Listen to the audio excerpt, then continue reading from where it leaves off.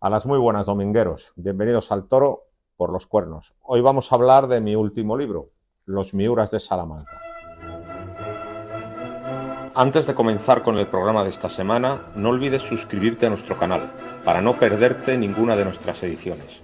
Y si quieres que YouTube te avise cuando publiquemos un programa, activa la campana.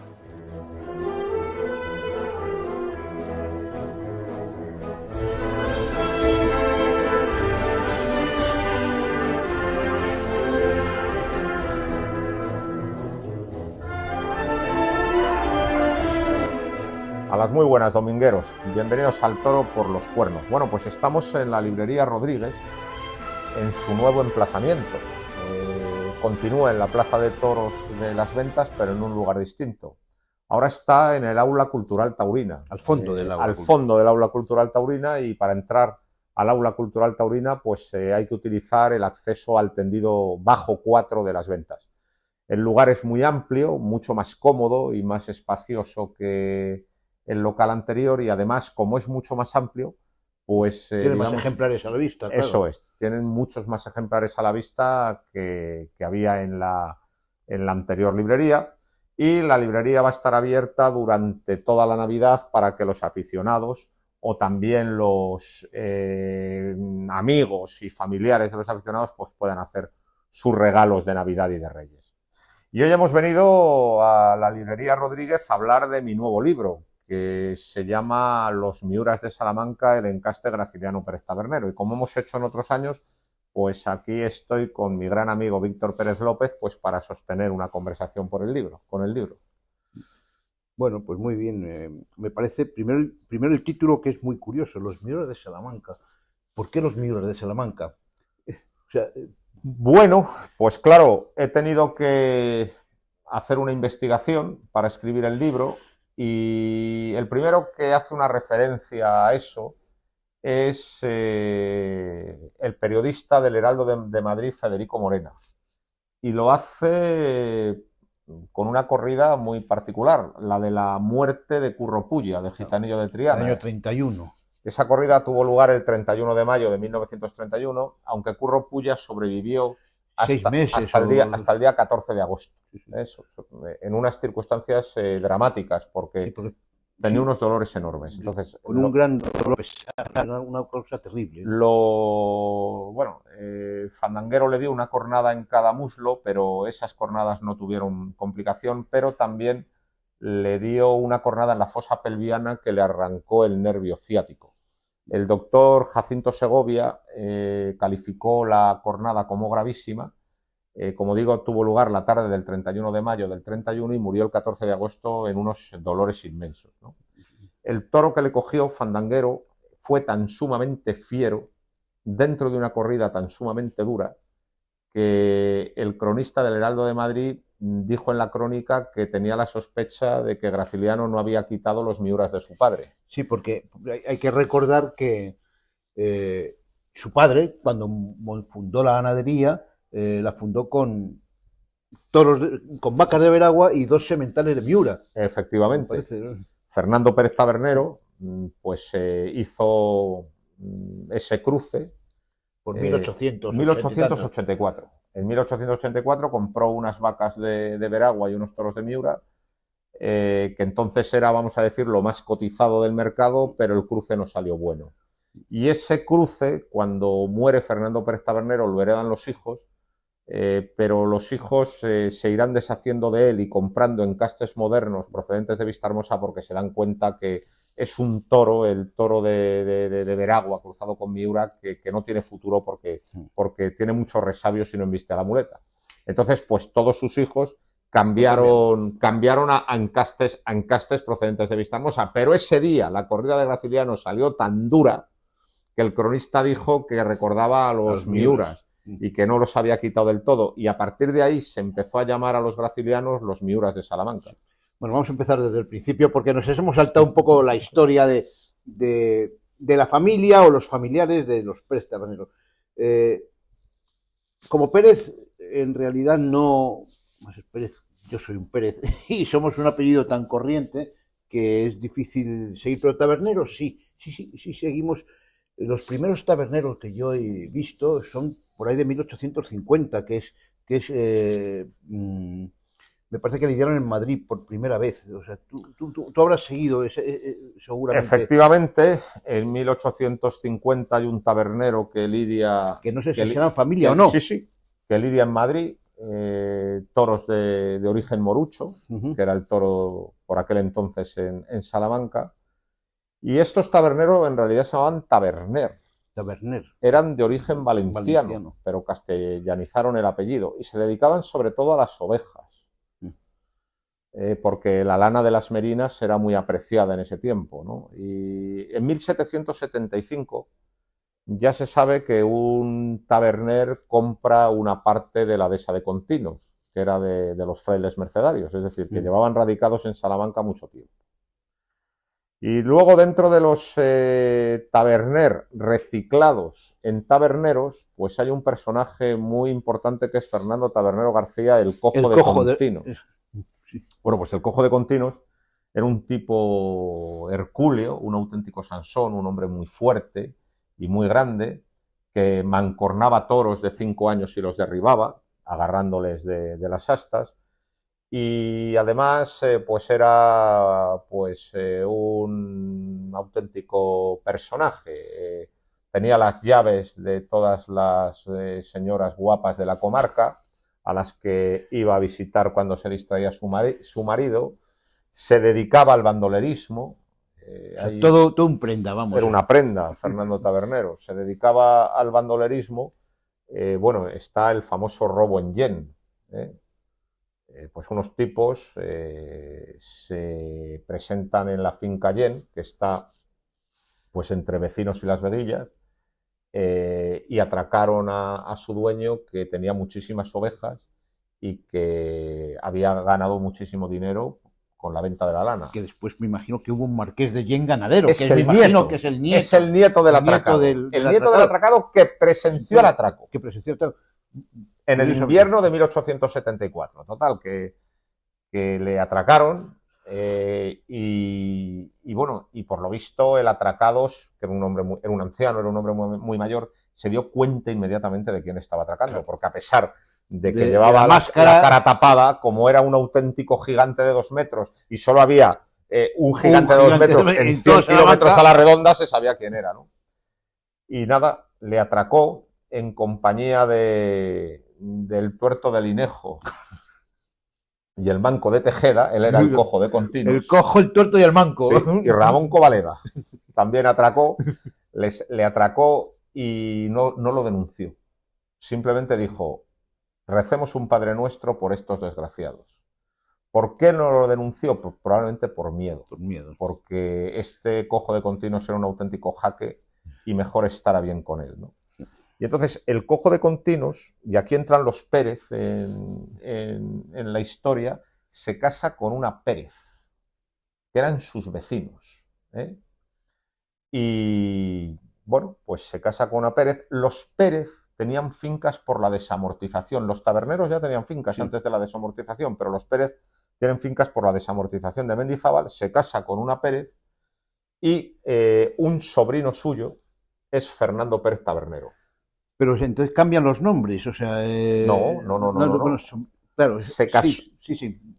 Se casó con una Pérez. Y un hermano de la Pérez. Eso es el Fernando Tabernero, primer Pérez Tabernero. Vamos. Es que fue muy increíble. Es decir, el cojo de Continos se casó con una Pérez y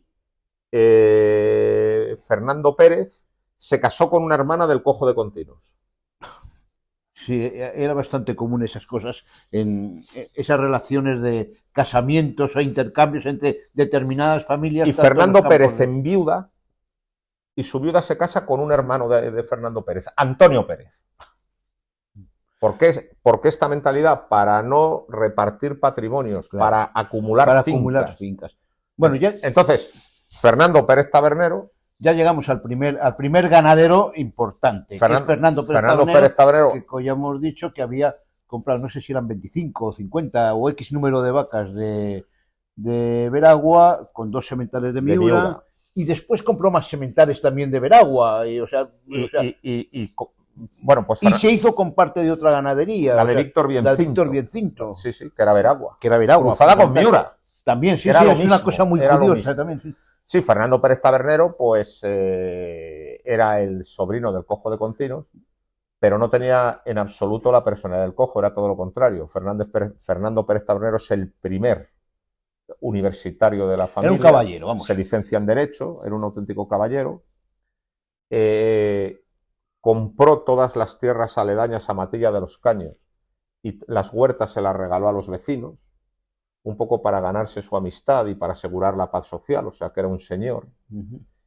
Y se casó con Lucía Sanchón, que era hija de un hacendado muy importante que estaba radicado en el Villar de los Álamos. Aumentando patrimonio. Él renuncia a lo de Continos y se va al Villar de los Álamos, que a partir de ahí será el cuartel general de los Pérez Tabernero. Y otra cosa que hace es juntar el apellido. Sí, une el Pérez y el Tabernero. El Pérez Tabernero. Y efectivamente, lo que tú has dicho, es el primero que, digamos, quiere ser un ganadero importante, que no se conforma con el morucho que había en su casa. Con ovejas y otro tipo de animales que tendrían, seguramente. Y compra lo que tú has dicho. Primero 25 vacas de Veragua y 2 toros de Miura, luego la ganadería de Víctor Biencinto y luego más vacas de Veragua. Sí. Pero debuta con una novillada completa en Madrid en 1894, 95. Pero no salió buena. No salió buena, y cuando se muere, en el año 1909, pues sus hijos, que van a ser todos ganaderos importantes... Pero después hubo una testamentaría, me imagino, 2 años, de Lucía Sanchón. Efectivamente, los 2 primeros años, de 1909 a 1911, se anuncia la ganadería como viuda de Fernando Pérez Tabernero, y es en 1911 cuando se reparte la herencia y cada hijo se queda con una finca muy grande. Nada más tiene 4 hijos. Tiene 5. Tenía una niña. Felicidad. Porque la niña no figura como ganadero. No es sé que si... se murió muy joven. Murió joven. O sea, que en realidad serían Antonio Pérez Tabernero. Por citarlos en orden. El mayor era Graciliano. Graciliano, Argimiro, Antonio, Alipio y Felicidad. Felicidad se murió muy joven. Y quedaron los 4 hermanos. Y quedaron los 4, que por cierto, Felicidad fue novia de José María de Cosío. Sí. Una curiosidad. Otra curiosidad que yo he leído es que el nombre o el apellido de Pérez Tabernero,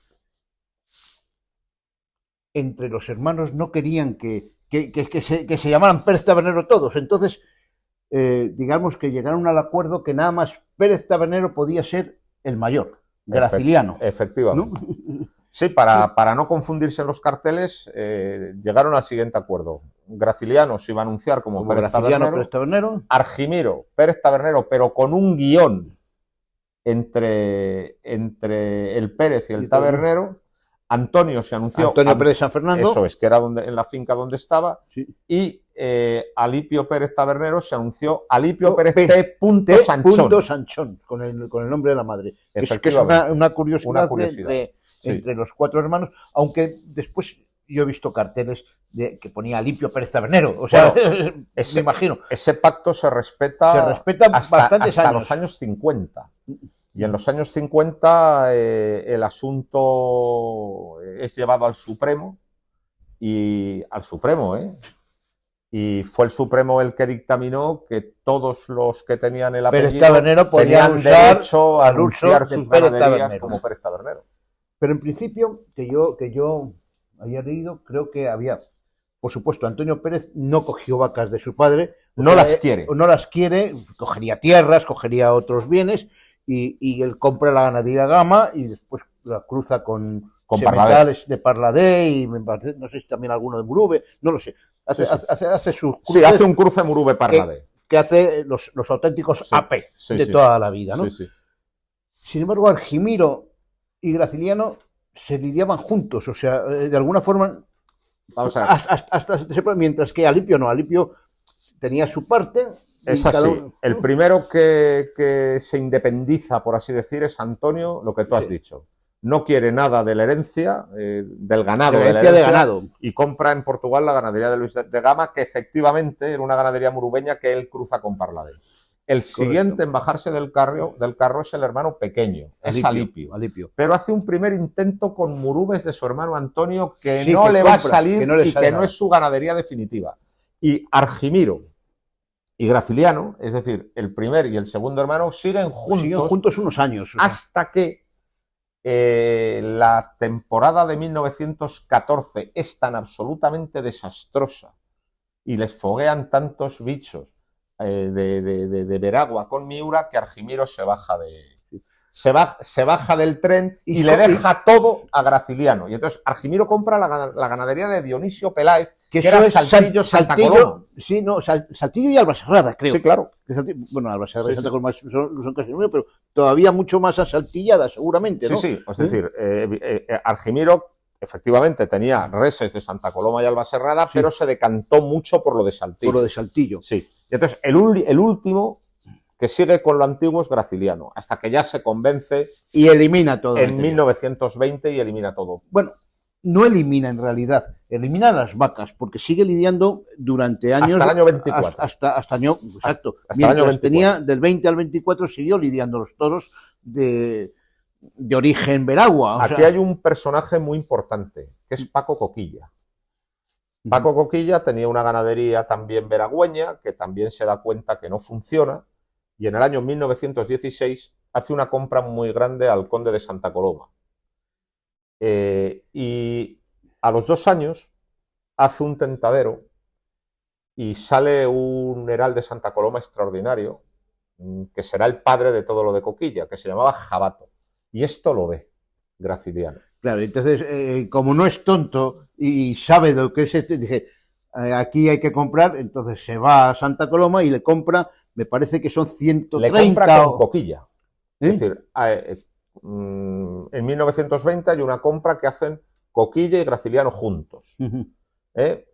Fletan un tren desde Sevilla con reses de Santa Coloma y se la reparten en la estación de La Maya, ya en la provincia de Salamanca. Coquilla se queda con 50 vacas y todo el resto, que eran 135 y 2 herales, el famoso mesonero y cristalino, se los queda Graciliano. Y ahí empieza su andadura ganadera con lo de Santa Coloma. Y tendrá tanto éxito que rápidamente su hermano Alipio le pide. Y compra otras 130 o 140 vacas. Pero se las compra a Graciliano y forma ganadería. Y que también será muy importante. Y es muy importante. Pero aquí la importancia yo creo que la da el semental mesonero. Sí, yo creo que mesonero es seguramente uno de los, igual que Diano es un de Parladé, yo creo que mesonero es el gran semental de todo el campo bravo. Igual que Luis Fernández Salcedo tituló un libro Diano, estuve a punto de titular Mesonero, porque Mesonero fue importantísimo para la ganadería. Fue padre de 1055 crías, estuvo de semental desde 1920 hasta agosto de 1936, 16 años. O sea, realmente todo lo que es la ganadería de Graciliano. Graciliano se hace con la ganadería. Un detalle, seguramente sería negro. Porque fíjate. Era negro, era completamente negro. Está la foto. Hay 2 fotos. Una con 4 años y otra de la cabeza, que está todavía en la casona de Matilla. Era negro total. Y tenía el hierro de Santa Coloma, porque en la compra, o sea, Santa Coloma y Albaserrada eran hermanos y hacían todo junto. Entonces en la compra hay. Compró reses de Albaserrada también. Reses herradas con el hierro de Santa Coloma. Y reses cerradas con el hierro de Albaserrada, y luego eran casi todas ibarreñas, había muy poco de Saltillo y unas pocas cruzadas. Y seguramente de todo lo que no era ibarreño se lo llevó Coquilla, seguramente. Porque lo digo por la situación de los pelajes, o sea, fíjate, porque una de las características que es que se ve poco pelaje cárdeno dentro de lo que es... Graciliano, ¿no? Yo creo que Graciliano se decanta totalmente por la línea Ibarra. Bueno, te tengo que contar una cosa. Gracias a Alipio Pérez Tabernero, Martín, a quien está dedicado el libro, que es nieto que es nieto de Alipio y sobrino nieto de Graciliano. Pues gracias a Alipio Pérez Taberno Martín, pues me puso en contacto con Paloma Nardi, que es la viuda del último Graciliano, que ya no ha sido ganadero de Lidia, pero tenía los libros. Coño. Y eso es una joya divina para un investigador. Los ha dejado. Para un investigador es una joya divina. Doña Paloma se ha portado extraordinariamente bien y me ha dejado los libros. Entonces, este libro, ya lo veréis, están transcritos fichas de... Todas las vacas decisivas de la ganadería está transcrita la ficha. Toda la descendencia que tuvieron, dónde fue lidiada la descendencia, está todo ahí. Entonces se portó de maravilla y ha sido magnífico. Claro, ha sido magnífico porque eso es crear una historia verdadera y no una historia inventada. Sí, ha sido magnífico y efectivamente, es decir, todos los toros claves de Graciliano son hijos de mesoneros. Son mesoneros sí, todos. Mesonero yo creo que es el que forma la ganadería, igual que Diano formó una ganadería, la verdad es que formó otra ganadería y formó esa ganadería que es fundamentalmente negra. Sí, pero y muy barreña. Y muy barreña. Se encontró con él. Claro, esa es la casualidad. Se encontró con él, pero sí que hay que reconocerle un mérito a Graciliano. Es que hay gente muy obtusa que se encuentra con la suerte y la deja pasar y no se da cuenta. Y Graciliano se dio cuenta inmediatamente que ese era un toro. Que era importantísimo. Y además es que le puso arriba desde que empezó a lidiar. Es más, fíjate, yo creo que del todo lo que tiene, por lo menos... No sé dónde lo he leído, hasta el año 34 o 35 no le foguearon ningún toro. No. Se lo foguearon antes. ¿Sí? El día del debut en la maestranza. Además. En el 28. Pero tiene muy pocos toros fogueados. Poquísimos. Pero tú fíjate qué mala leche. Que en realidad no se lo foguearon, porque en el 28 se suprimieron, que es el año que se ponen los petos. Se le pone la caperuza. Le pusieron la caperuza. Entonces, claro, no figura como fogueado. Le pusieron la caperuza. Sí, hay que decir pues los que nos escuchan que durante un periodo de tiempo... Del 28 al 30. Del 28 al 30, o sea, 2 años, por eso no figura en los anales como fogueado. A los toros que eran muy mansos y que deberían tener banderillas negras, no se le ponían banderillas negras, simplemente se le ponía una caperuza y se les arrastraba con la caperuza negra como deshonor. No se les ponían banderillas de fuego. No, perdón, sí, bien, miento, porque las banderillas negras son posteriores. Las banderillas de fuego, quiero decir, claro. Las banderillas de fuego se suprimen porque decían que daban muy mal olor, que eran peligrosas, que era un espectáculo desagradable, se suprimen, pero a los 2 años se volvieron a poner, porque, claro, banderillar un toro manso sin picar con banderillas normales es que no tenía sentido, ni tenía ningún castigo. Bueno, pues después vinieron las negras, que lo que hacían es tener un arpón doble, o sea, mucho más grande. Pero vamos, las negras ya son muy tardías, son de los años 50. Bueno, pues el primero que foguean... Que no foguean, que foguean, pero que no foguean. El primero que pone la caperuza el día del debut en Sevilla en el 28. Pero hasta ese día, ninguno. Y bueno, pues lo que le estaba diciendo, Mesonero fue un gran semental, pero Graciliano tuvo el acierto de verlo. Claro. Porque hay gente muy obtusa que no se da cuenta. Y entonces, pues la primera con la nueva sangre se lidia en Barcelona en el 24, ya sale muy brava. En el 25 en Barcelona también hay una gran tarde y a partir de ahí... Inmediatamente, además, se ven los anuarios Toros y Toreros, la crítica la pone como la ganadería más brava de Salamanca. Como una gran ganadería. Una gran ganadería y desde luego la más importante de Salamanca. Eso es. Coquilla también era muy importante, pero bueno, tenía más predilección. Coquilla era más de los toreros. Sí. Graciliano Coquilla, más de los aficionados. Exactamente. Coquilla era la favorita de los toros, aunque la verdad es que echó un grandísimos toros para los toreros Graciliano. Corchaito, que por cierto, Corchaito es el que sale en la portada, embistiendo la muleta de Chicuelo, ¿no? Sí. Corchaito es el año 28 y es, yo creo 24 de mayo del 28. Pero fíjate qué curioso Corchaito. Si tú ves la crónica de Corchaita, esa corrida hubo 2 toros bravísimos. Sí, señor. Bravísimos. Pero el que se llevó la vuelta al ruedo fue Corchaito, que estuvo a punto de ser fogueado. Sí. Estuvo a punto de ser fogueado porque fue manso en el caballo. Fue un toro manso en el caballo Bueno, pues para hacer el capítulo de Corchaíto he seguido al cronista Víctor Pérez López en sus anales de la Plaza de Toros de Madrid. Y él cuenta que efectivamente Corchaíto entró 6 veces al caballo, se salió suelta de las 6. Salió suelto o sea, fueron picotazos, o sea, entraba y salía a correr. Y cuando le dieron la vuelta al ruedo, bueno, al toro le arrastraron y ya estaba en el desolladero, pero a petición del público le volvieron a sacar. Y cuando le dieron la vuelta al ruedo, los aficionados exigentes protestaron porque sí, había sido un gran toro de muleta, pero en el caballo había sido muy manso, ¿no? Exactamente. Pero que es muy curioso que la faena con la que cambió el paradigma de la faena de muleta se hiciera con un graciliano atípico. Atípico porque salía por fuera. Porque salía por fuera y era muy noble, y eso permitió a Chicuelo dar 34 naturales, claro, y dar las series girando en redondo sin tener que perder pasos y pudiendo rematar con el sobre pecho. Todo consiguiendo algo que, fíjate, después, años después, no lo haría Belmonte, que era dar series. Belmonte nunca dio series.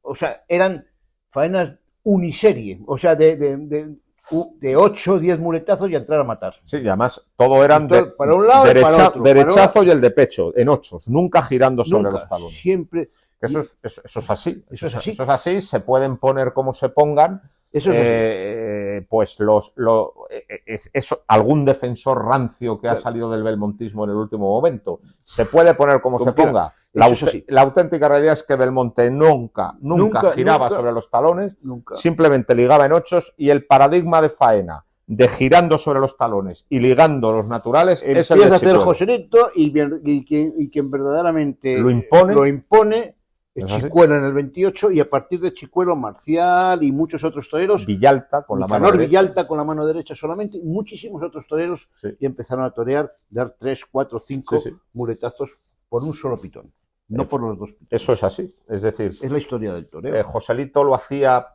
pero en movimiento y una serie nada más, porque luego hacía muchísimas cosas, desplantes, cambios de manos, tocaduras de pitón. Alegre, sobre todo alegre, era la pura alegría. Pero quien hace de eso la faena de muleta entera prácticamente es Chicuelo, y quien impone definitivamente eso es Manolete. Esto es así. Manolete lo impone ya de una forma absoluta. Entonces, esto no tiene discusión, porque además es que las imágenes lo demuestran.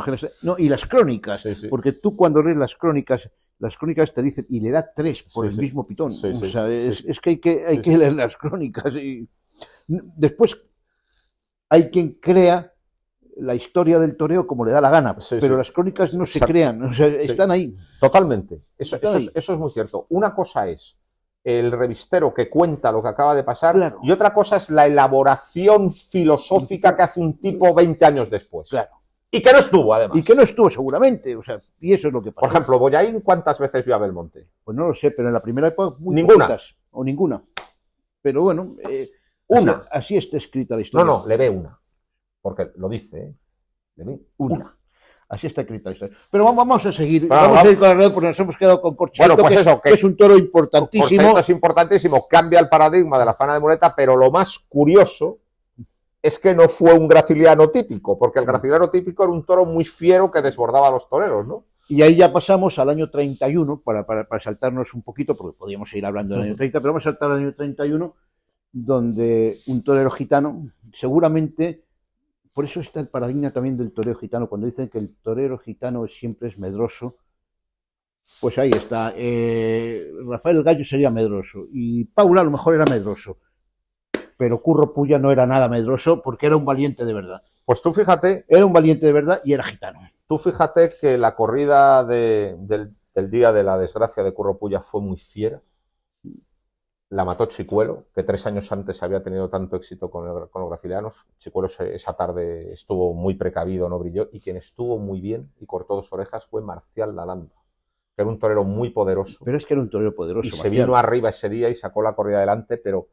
Fíjate que Marcial había visto morir a muchos toreros en el ruedo, vio morir a Varelito, vio morir a Litri, vio morir a Granero, pero decía que el toro que más le había impresionado por la fiereza con que cogió un hombre fue Fandanguero. Fandanguero de Graciliano. O sea, fue en el inicio de la faena de muleta. Le dio un muletazo por alto, Curro Pulla, y en el siguiente el toro se le venció y le estuvo además... y además ahí se quedó con él. Farandeando en el suelo muchísimo rato. Pero tú fíjate, como hemos tenido acceso a los libros de la ganadería, te voy a contar una cosa verdaderamente espeluznante. O sea, de estas casualidades siniestras que estremecen. Curro Pulla ya había matado a un fandanguero el año antes en San Sebastián, a un hermano. Un hermano. Que fue muy fiero y con el que lo pasó muy mal. Lo que es la vida, ¿eh? O sea, el año antes había matado uno en San Sebastián y el año después, tremendo, ¿eh? Sí, porque estos eran hijos, por supuesto, de mesonero. Hijos de mesonero y de la vaca fandanguera. Fandanguera. Y, por cierto, Graciliano decía que mesonero, porque he visto los libros, y hay dos clases de libros, los de las vacas, y luego hay otros que está la relación de toda la camada, número, o sea, ¿sabes? Pues, número 1, 2, 3, 4, 5, el 1 lidiado en Ciudad Real tal día, el 2, no sé qué, el 3 muerto, no sé qué, tal. He visto toda la relación de toros, pero lo que no hay es un libro específico de mesonero. Mesonero aparece en todas partes, claro, porque claro, es padre de todos los hijos. Padre de todos los hijos y de todos. Pero no hay un libro específico de mesonero. Pero vamos, lo daba bravísimo. Lo daba bravísimo y en ese 31, que por cierto, decía Graciliano que era mesonero, tenía un poco de cruce, tenía 3/4 de Ibarra y 1/4 de Saltillo, pero evidentemente dirige todo hacia Saltillo. Perdón, hacia Ibarra, dirige todo hacia Ibarra. Pero ese año, del 31, aparte de fandanguero, se lidia otro hijo de mesonero muy importante, que es filibustero. Este toro fue el que levantó la ganadería de Manuel Arranz. Manuel Arranz era un señor de Salamanca, muy aficionado, íntimo de Antonio Pérez, y con Antonio Pérez compra una de las partes en las que se dividió la ganadería de Martínez, precisamente, de sangre ibarreña, y echó a sus vacas de Martínez un semental del conde de la Corte, que se llamaba Abejorro, y que le costó la formidable cifra de 15.000 pesetas de 1925, que era una fortuna. Bueno, pues Abejorro no ligó. Yo creo que es el único toro del conde de la Corte que no ha ligado. Y salió muy mala toda la descendencia de Abejorro. Y estaba preocupadísimo Manuel Arranz. Entonces se lo comentó a Graciliano y le dijo, no te preocupes. Yo te doy un semental. Yo te voy a prestar uno muy ibarreño, como lo que tienes tú, que te va a levantar eso. Y le prestó un heral que se llamó filibustero y que en la tienta había sacado la nota de superior. Se lo presta, está 2 años filibustero con las vacas de Arranz y Arranz se lo devuelve y se lidió en la corrida del Toro de Oro de San Sebastián. Y fue de bandera. Fue de bandera, ¿no? Curioso. Pero no ganó el premio, porque se lo quitó un coquilla por muy pocos votos, pero fue un toro de bandera. Y entonces los hijos de filibustero ponen a la ganadería de Manuel Arranz arriba, con una fama de enorme bravura. Además, saca 2 sementales hijos de filibustero que van a ser muy importantes, que se llaman Regato y Ricopelo, y le ponen tan fiera la ganadería que los toreros empiezan a decir, que lo de Arranz, oye, cuidado con lo de Arranz. Y entonces, para suavizar eso, tuvo que recurrir a Antonio Pérez y que le prestara 2 apes. Sí, que Apes siempre ha sido un toro más suavón. Muy suavón. Muy suavón. Tú fíjate, pero, o sea, todo lo que tocaban los hijos, o sea, mesoneros, sus hijos, wow. También vendió algún semental, Aleas, creo, ¿no? Sí. Aleas, por esa época, vamos. Sí. Digo, por seguir un poco por esa época. Graciliano vende a bastantes personas. Vende a los hijos de Cándido Díaz en Navarra, que habían hecho un montón de ensayos y tal. Sí, pero eso no salió después, o sea, no salió gran... No, pero vende vacas y sementales, es decir, llega un momento en que quitan lo navarro y los hijos de Cándido Díaz compran vacas y sementales de Graciliano, pero al poco tiempo lo venden y eso acaba en manos de la familia Chopera y desaparece, ese trozo.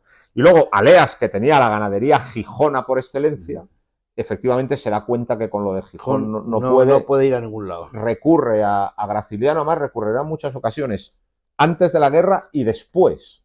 Y bueno, y por ejemplo, el toro con el que Curro Romero entra en Madrid es un sobrero de Aleas que se llamó Regatero en otoño del 59 y era un graciliano. O sea, que también tiene eso, este encaste tiene esa cosa curiosa, de muy fiero, pero ha encumbrado a Chicuelo, a Manolo González con el célebre toro capuchino en el 48, a Romero.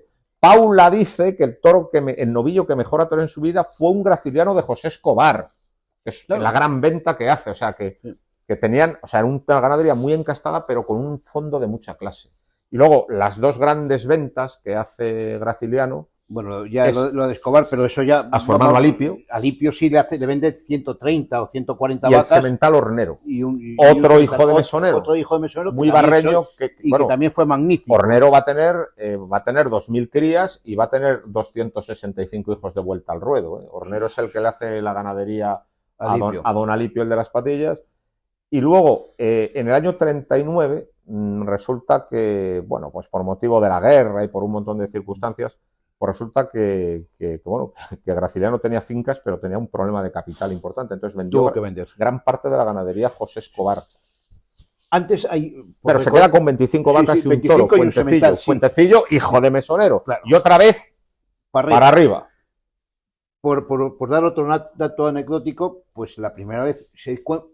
las crónicas dicen que cortó un rabo, unas y otras que no. En el año 32...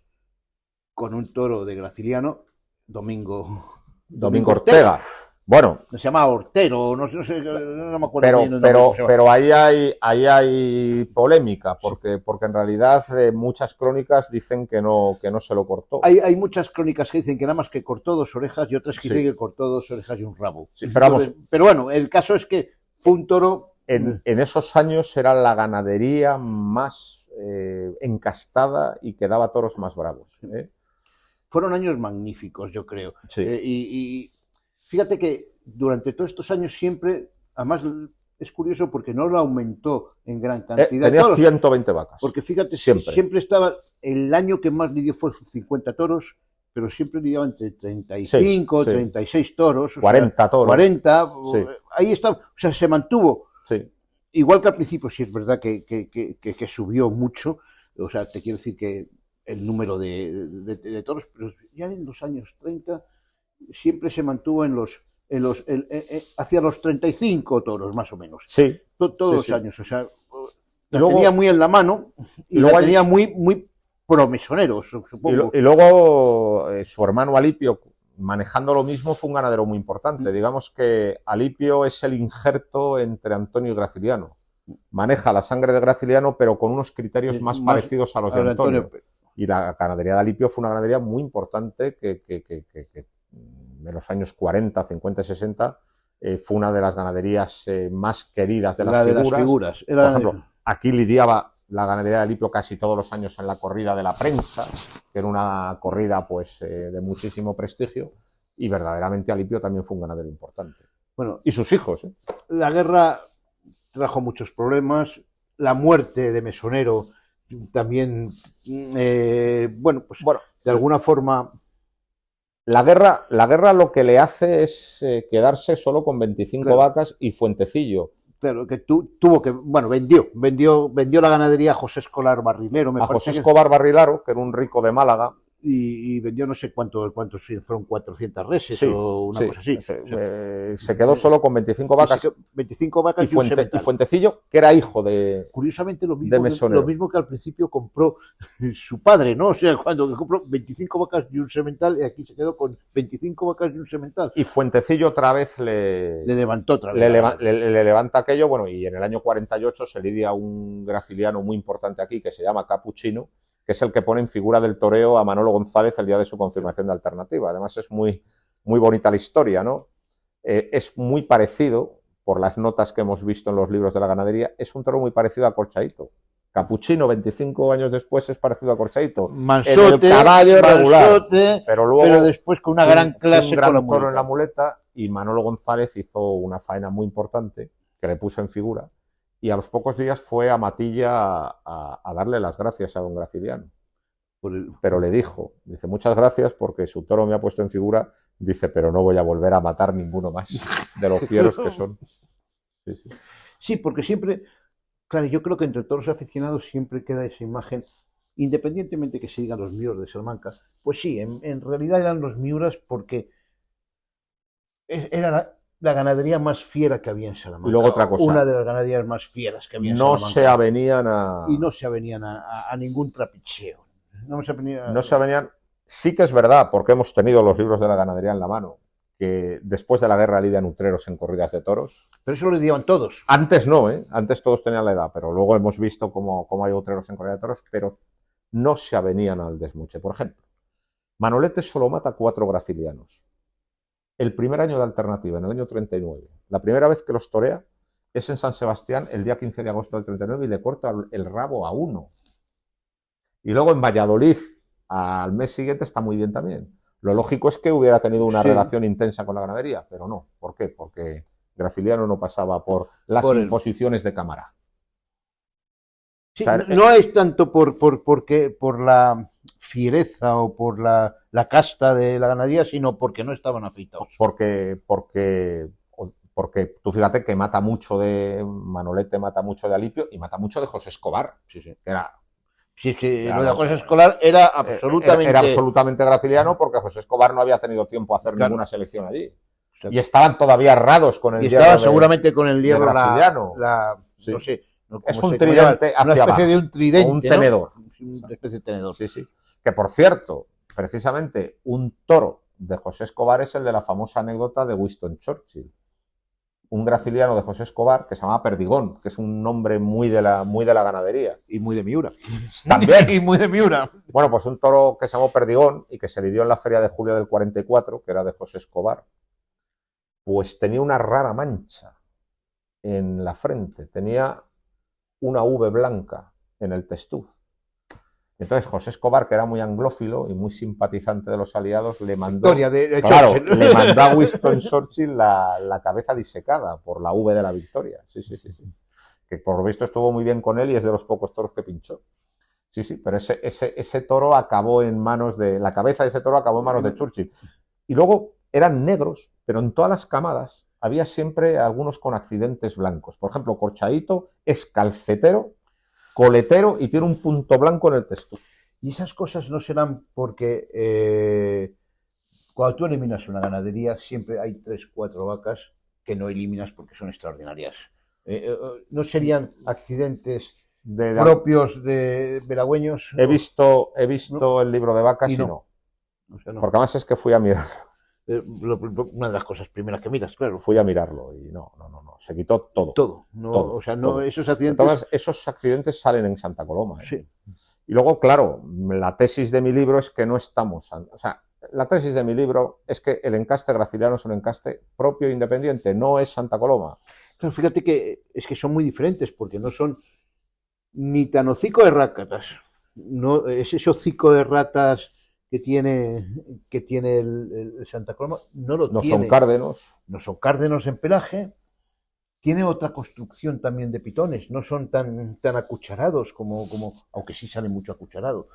Un poco más abiertos, tal vez. Yo es que, igual que hemos hablado de que el encaste Parladé es un mito, hemos hablado en este programa, también el encaste Santa Coloma es un mito. Es decir, de Parladé no se puede decir que hiciera un encaste porque en realidad fue ganadero 10 años. Y lo único que hizo fue esparcir simiente por todos los lados. No. Y fueron los otros ganaderos los que hicieron encastes. Juan Pedro Domecq, Parladé lo que hizo fue sanear la ganadería de Ibarra, eliminando más de la mitad, tener un, ¿cómo se dice? Un mayoral, un conocedor, que se decía en aquel tiempo, que era extraordinario, y se quedó con lo más exclusivo de Ibarra. Parladé nunca fue voz. Pero luego lo va vendiendo conforme necesita dinero.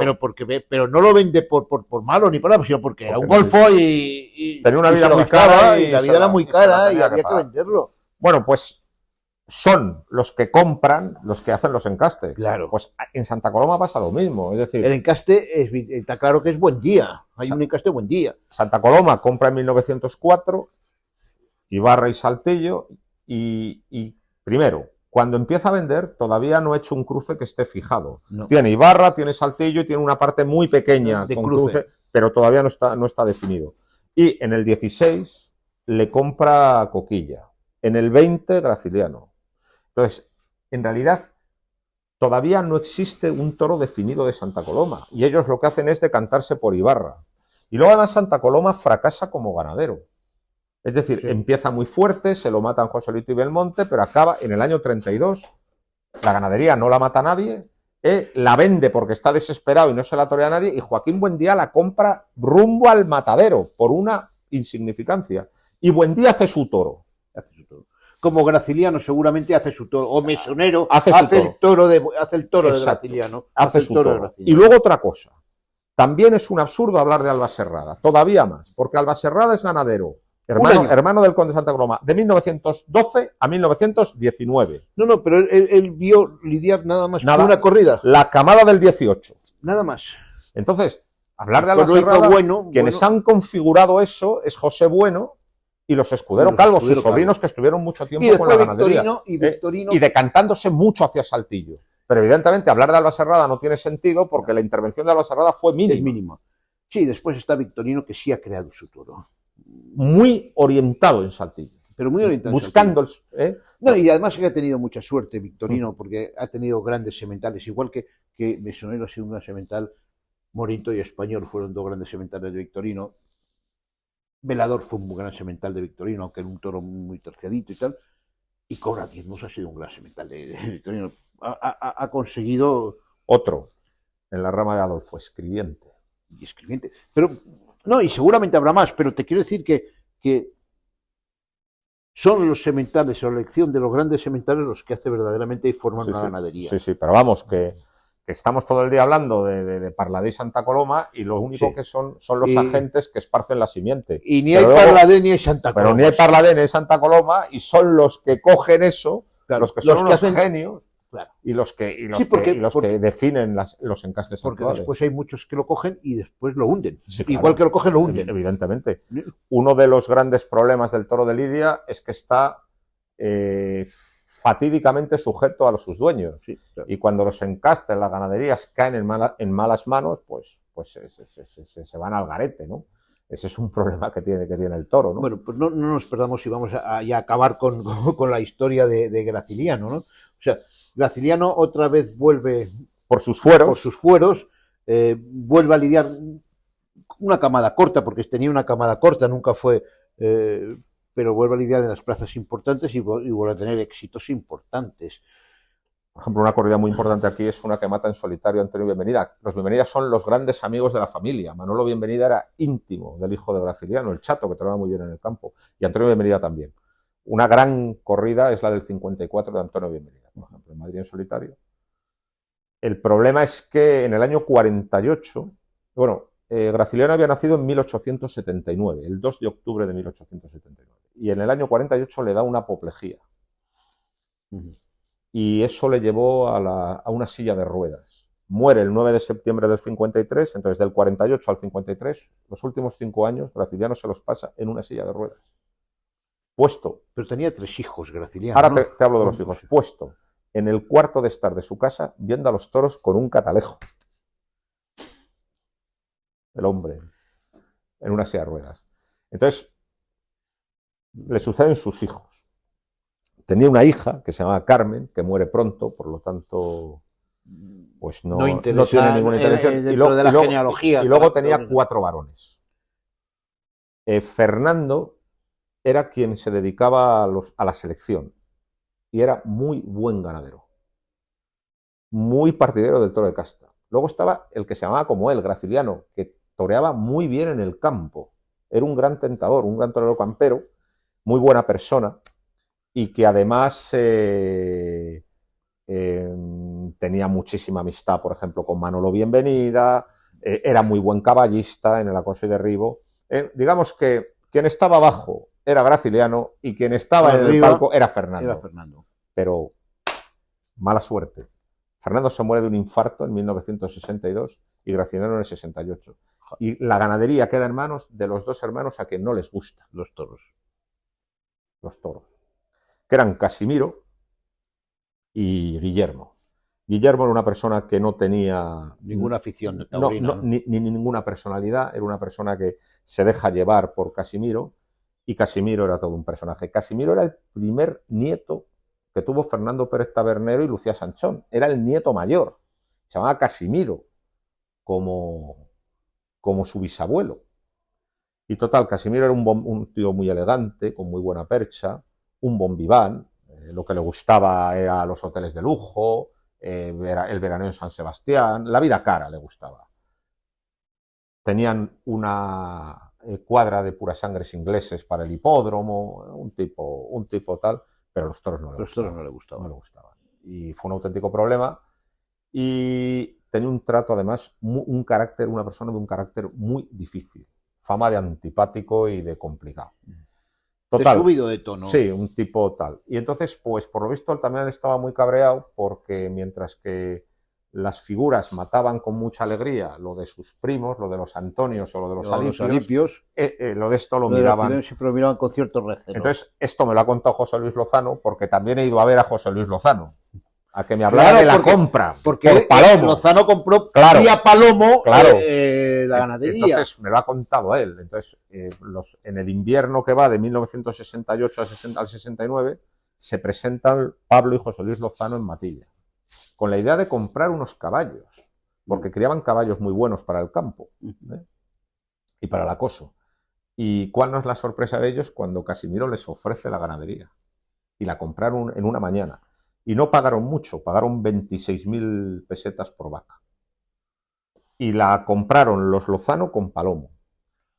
Lo que pasa es que los Lozano y Palomo ya habían hecho otra compra, antes, a Abacuc Covaleda, de Vega Villares, de la familia Garache. Entonces, como a Palomo le gustaba tanto lo de Graciliano, pues dijeron, mira, nosotros nos quedamos con lo de Garache y tú te quedas con lo de Graciliano. Y mientras lo tuvo Palomo, el problema que tuvo la ganadería es un problema muy habitual en las ganaderías de los matadores de toros, que es la ganadería utilizada como entrenamiento.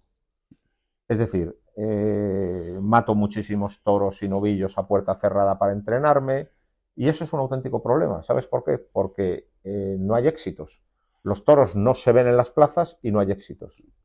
Entonces, la ganadería era muy buena, pero era muy corta, y casi todo se lidiaba a puerta cerrada o en festivales en los que intervenía el propio Palomo. Claro. ¿No? Yo recuerdo en Madrid sí lidió una corrida en los años 79. La del 78. O 78. La recuerdo perfectamente, que fue una corrida que ningún toro llegó a los 500 kilos. Todos pesaron 470, 480 kilos. Pero una corrida que pidió... Una corrida que pidió guerra. No me acuerdo quién la mataron. Seguramente a lo mejor tú te acuerdas quiénes fueron los que mataron la corrida, pero que no pudieron con ella, y siendo muy terciadita, y de joder, luego gracilianos. O sea, a mí me entusiasmó esa corrida. Me acuerdo perfectamente de la corrida, fue en septiembre del 78. Y Palomo, sabes que son unos enamorados, tanto Palomo como de los Lozano del encaste Núñez. Claro, entonces compraron Núñez y entonces cuando los Lozanos se hacen empresarios de la Plaza de Madrid en 1990, pues yo me acuerdo que lidiaban muchas novilladas de Palomo, novilladas muy, muy, muy encastadas y muy entipadas en Núñez, pero que siempre había un novillo diferente. Había siempre algún graciliano. Uno muy corniapretado, muy bajito, con los ojos muy vivos, que salía cumbre. Me acuerdo de dos. Uno que le tocó a un mexicano que se llamó Gabriel Meléndez y otro que le tocó a Chiquilín, el de Córdoba, extraordinarios. Pero el problema que tuvieron estas reses es que estaban de consanguinidad ciegas. O sea, claro, los efectos de Mesonero se vieron muchos años después. Mesonero, el problema de Mesonero es que no abrió líneas. O sea, Graciliano no abrió líneas. Todo era Mesonero. Entonces, y con hijos de Mesonero. Claro, entonces luego, al cabo, los abuelos y los bisabuelos, todos tenían... la única reata que había verdadera era la de Mesonero. Y eso fue un problema, fue un gran problema. Entonces, el problema es que Palomo lo tiene que eliminar por un vacío sanitario, sí, de los que impone la Unión Europea, porque no estaba en condiciones. Pues porque estaba perdido de tuberculosis, ¿no? Y luego hay otra ganadería, que es la de Juan Luis Fraile. Eso lo iba a comentar, que es lo único, o de lo poco que queda graciliano, es Juan Luis Fraile. O sea, bueno, yo no sé si queda alguna cosa más, pero yo creo que no en pureza. Yo te digo cómo viene lo de graciliano. en la familia Graciliano había un segundo hierro, que era el de Trinidad Nogales, que era una N puesta al revés. Y es la de Juan Luis Fraile. Y que era la madre era la esposa de Graciliano Pérez Tabernero y la madre de sus hijos, Trinidad Nogales. Y por lo visto, al hierro de Trinidad Nogales solían echar las becerras un poquito más vastas, de algo peor nota, ¿no? Total, que ese hierro de Trinidad Nogales lo compra en el año 62 Javier Sánchez Ferrero. Javier Sánchez Ferrero era el hijo de un notario que quería ser ganadero, pero se cansó pronto. Y al final llega a Juan Luis Fraile en el año 1973. Viene sin libros, sin nada. Juan Luis Fraile retienta la ganadería y se queda con la mitad, se queda con 60 vacas, pero él se da cuenta que tiene una cosa importante entre las manos. No, y la tenía, que Juan Luis Fraile yo creo que fue un gran ganadero, ¿eh? O sea, fue un buen ganadero. Yo creo que fue un muy buen ganadero. Fue un gran ganadero, lo que pasa es que después, bueno... Entonces, Juan... Yo le tenía mucho cariño, yo lo conocía personalmente y le tenía verdaderamente cariño.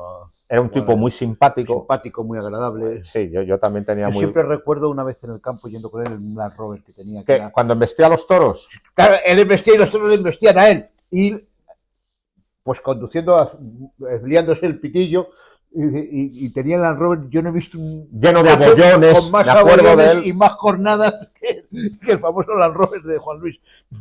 Y iba tranquilamente, vamos a ver. Y hacía... Yo me llevaba muy bien con Juan Luis Padre y me acuerdo un día en Palma de Mallorca. Era una novillada de la mamía de Clairac, el típico ambiente de turistas y tal. Y claro, Antonio Peláez, la mamía de Clairac, era muy amigo de Juan Luis Fraile. Y aparecen en el tendido y se sientan detrás de mí y de un amigo mío. Claro, inmediatamente, ¡hombre, qué haces aquí! No, pues estoy veraneando, muy bien y tal. Total, que le dicen al camarero, al de las Coca-Colas: no nos dejes nunca secos. Tú, entre toro y toro, te vienes para aquí con unos gin tonic. Con unos gin tonic. Y para estos señores también. Salimos de la plaza a cuatro patas. Un personaje. Era un personaje. Era un personaje. Era un personaje magnífico. Y bueno, y hasta cierto punto levantó la ganadería, y porque Juan Luis Fraile echó muy buenas corridas en Madrid, o sea... Yo creo que Juan Luis Fraile lo primero que hizo fue subirla de volumen un poco, porque veía que... También es verdad que si no lo subía, se exigía que si no lo subía de volumen no podía ir a ningún sitio. Y me acuerdo que es una ganadería que viene de la mano de Chopera, cuando Chopera aparece en Madrid en el año 81, y inmediatamente gustó mucho por su clase.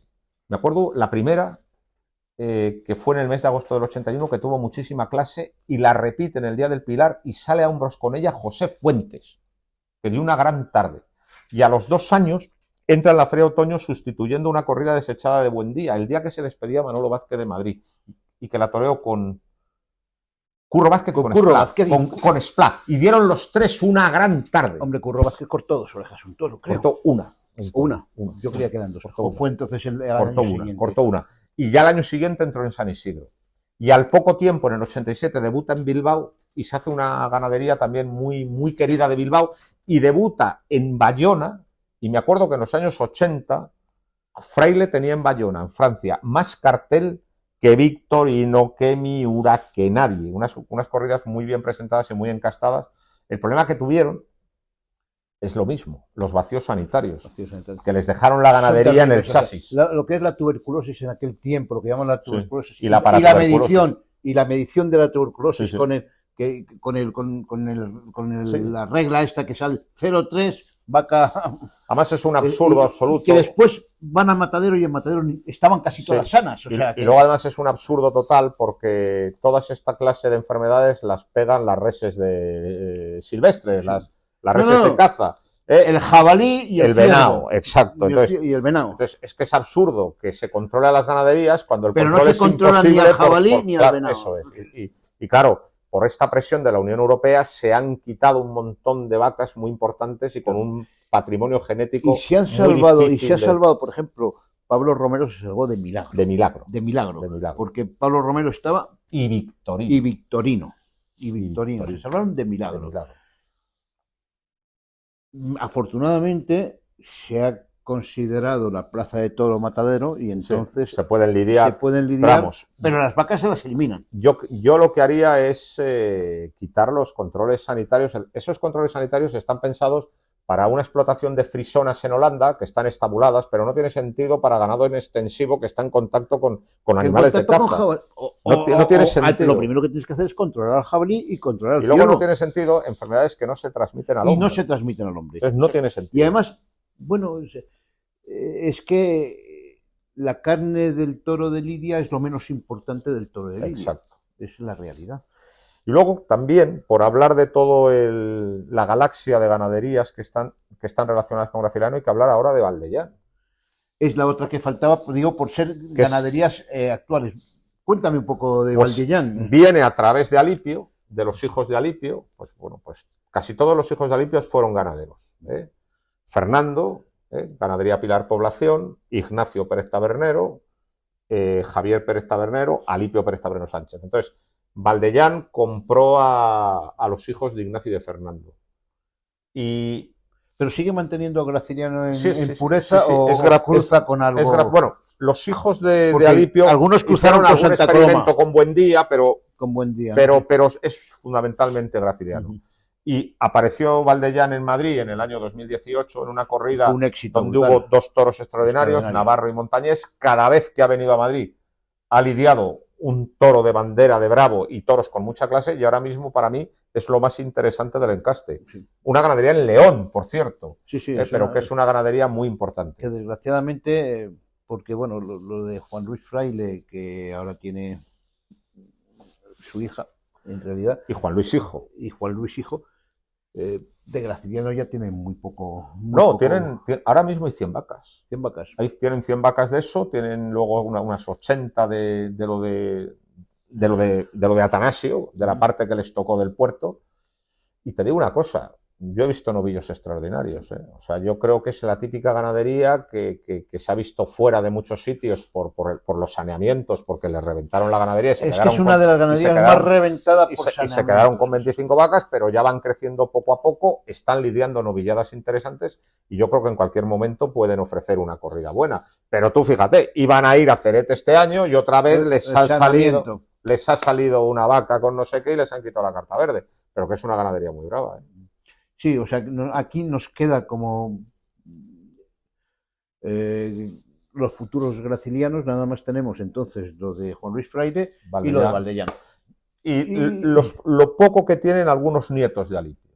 Y algunos nietos de Alipio. Que tienen muy poquito porque, sobre todo, lo lidian en casa porque les gusta torear de salón, claro. Pero es bravo y está bien seleccionado.